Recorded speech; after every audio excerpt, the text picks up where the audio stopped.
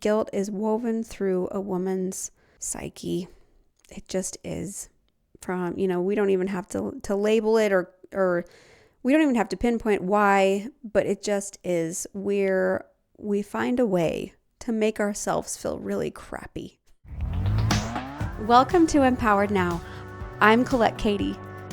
Here we talk about real confidence, the kind that comes from trusting yourself, honoring your needs, and living with intention. Let's begin.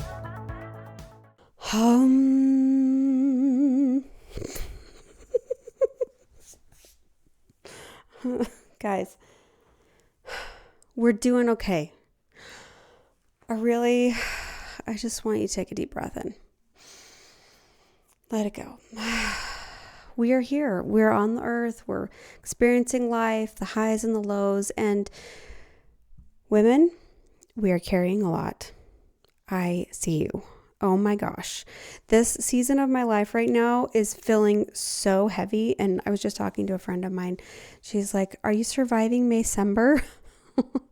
You know how December is so chaotic and crazy. There's just so much going on, recitals and Christmas and taxes and all the things, right? I mean, some taxes. Taxes are always happening. Let's not talk about taxes. Whoa, how did I get on that? Let's just strike that, reverse it, move over. Okay. Anyways, it's a very busy time of year and we are carrying so much. How are you doing? What are you carrying? Can you just for the next few minutes that we are here chatting together, can you lay it down?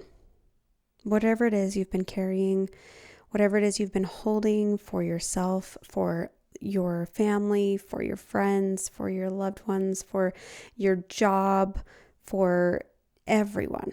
We carry everything for everyone. It's just something we do. So just for the next little bit, can you lay it down? Just envision whatever it is you're carrying, just like take that one strap off the back and roll that shoulder, then take the next strap off. It might drop to the floor. Let it drop, let it fall. It's okay. You can pick it back up when you're done. Roll your shoulders, let it go.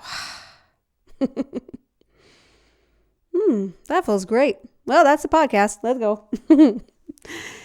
No, but just for a minute, just physically, emotionally, mentally lay it down. I know you've been carrying a lot. I see you and I understand. I've been having a lot of conversations with women lately, and the number one thread that is woven through all of these conversations is guilt. I feel guilty. It's a thing that we do. We feel guilt for doing all the things. We feel guilt for not doing all the things. We feel guilt for not showing up. We feel guilt for showing up. You know, it makes me think back to a time when I was creating the Colette Kati brand and business of helping women and helping them come home to themselves. As I began that journey, it started with the podcast, honestly, and I remember feeling so guilty. I feel guilty that I want to share, that I think I have something to share with the world. I feel guilty that I'm taking time away from my kids. I feel guilty that, the work that I do required me to be in a pretty intensive certification program, which I did for the full year. And then I chose to do it for a second year so I could really integrate the work. And I felt guilty for that. I felt guilty for spending money on myself. I felt guilty for putting that investment into myself. I felt guilty for traveling, feel guilty even for the moments that I was with my kids, that I didn't fully feel present with them. When you look back on all those years that the kids were growing up, there's so many times that I'm like, yeah, why did I feel guilty? It's just life, right? But I allowed myself to feel guilty for so many things. And what I'm experiencing is that I'm not the only one. Guilt is woven through a woman's psyche. It just is. from, we don't even have to label it or we don't even have to pinpoint why, but it just is where we find a way to make ourselves feel really crappy. Somehow we make it happen. We're really efficient at making ourselves not feel great. Isn't that the truth? And it's not the guilt that is the real problem. It's what we do because of the guilt. It's what we do when the guilt shows up. We don't rest. We don't ask for help. We don't invest in ourselves. We don't say no, or we don't say no when we need to. We say yes instead. We don't set boundaries. We don't speak up for ourselves. We don't take the trip. We don't spend the time chatting for hours on the phone with our friends.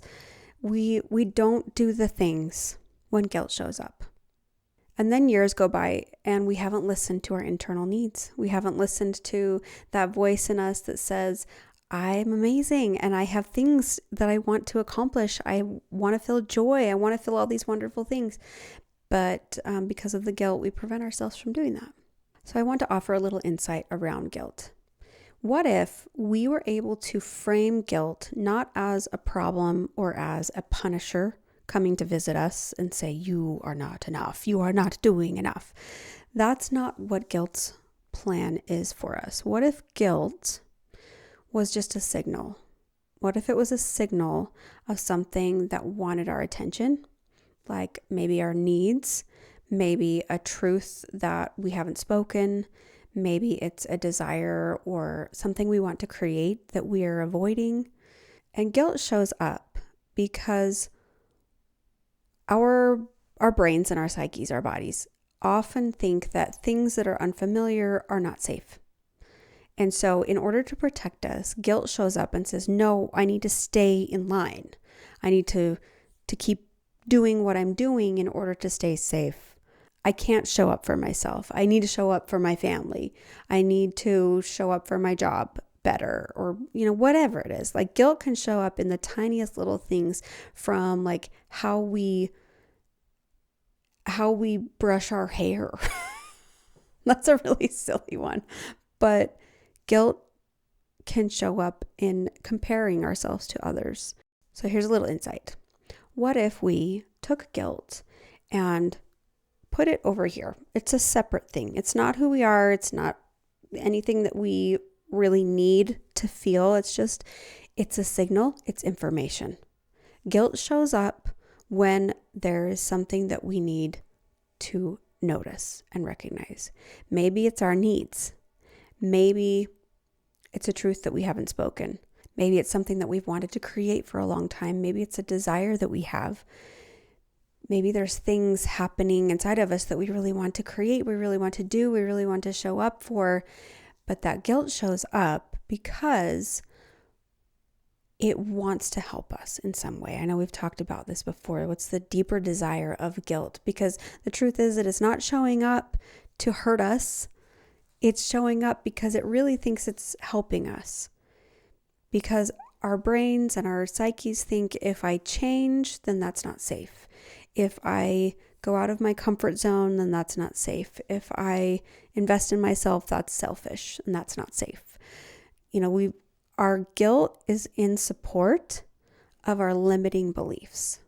I'm going to say that again. Our guilt is in support of our limiting beliefs. And it's just trying to help us. Because if we believe something, then guilt is the signal within us that's like, let me help you keep honoring that belief.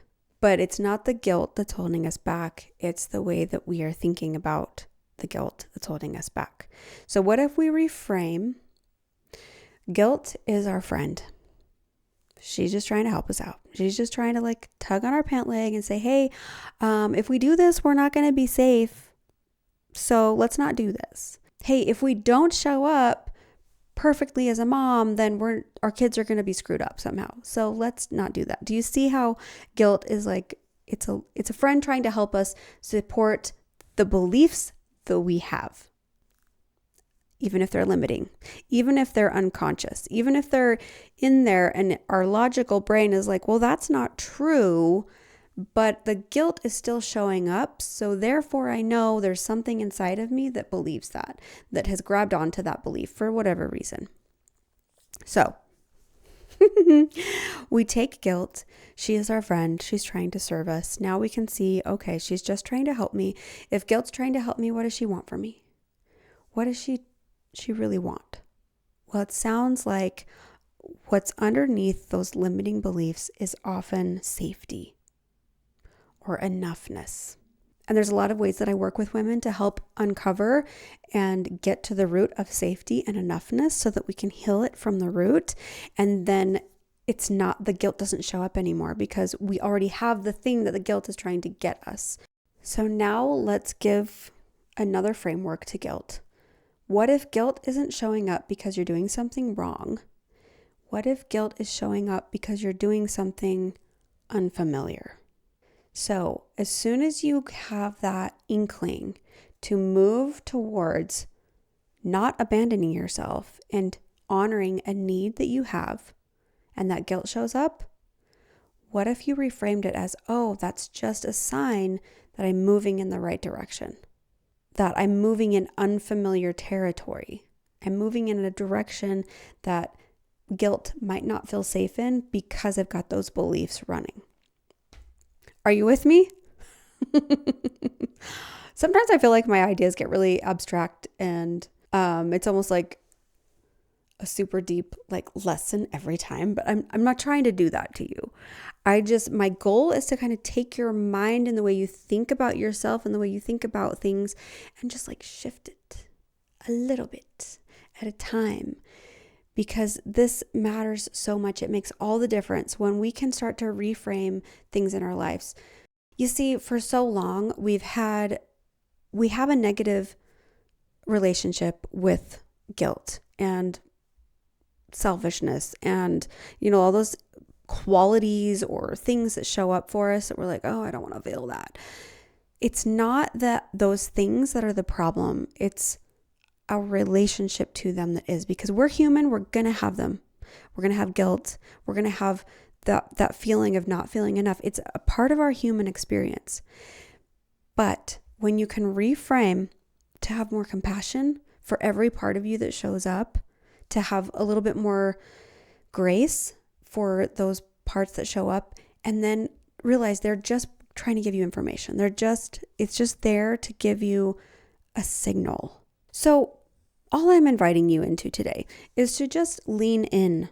When guilt shows up, don't push it away. Don't try to fix it. Don't do what you would normally do when guilt shows up. Because the thing on the other side of guilt, the thing that maybe you're leaning into that you want to do, but then the guilt shows up, is probably the thing that you need to do. Like investing in yourself, like speaking up for yourself, like setting a boundary. Often guilt shows up when we're learning to reverse patterns of self-abandonment. So what if we celebrate the fact that guilt is there? Oh, guilt is showing up. That means I'm actually moving in a direction that I want to be. And of course, we don't want to stay in guilt. I get it.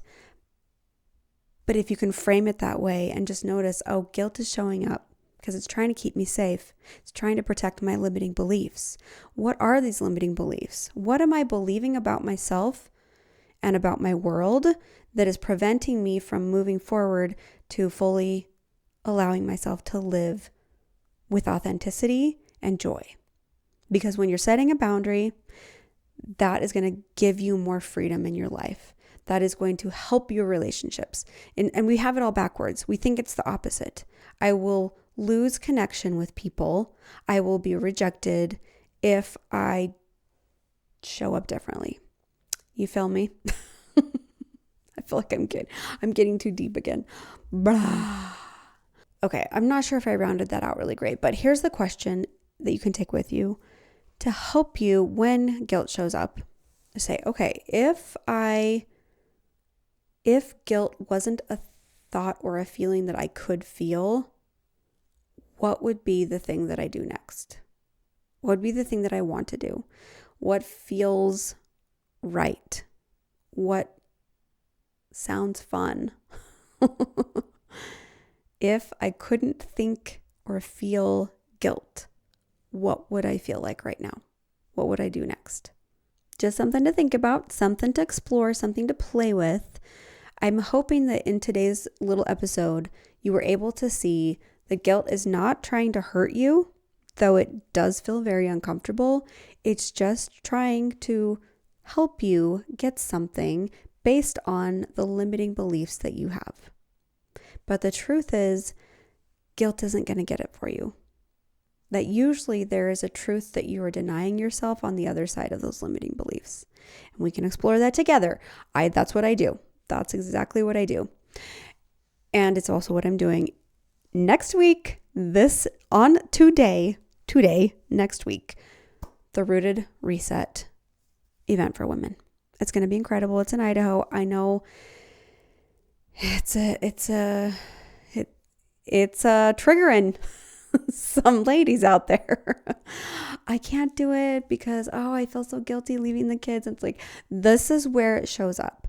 When we have an opportunity to connect to ourselves. And listen, there are logistical reasons why we can't show up for ourselves in those ways sometimes. Obviously, there's schedules, there's children, there's families, there's jobs. There's logistical reasons why we can't. There's, money, there's expense, investment. I understand all of that. But most of the time in my experience and what I've seen is that it's the logistics that are not the first thing. The first thing is the guilt and the fear.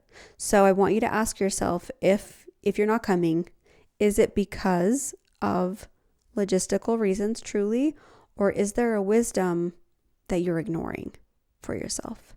Is there a part of you that knows you could be here, that you need to be here, that your soul is craving for you to be here, but that guilt is trying to protect you from going out of your comfort zone, trying to protect you from having to do something that is going to be really uncomfortable and unsafe for your limiting beliefs.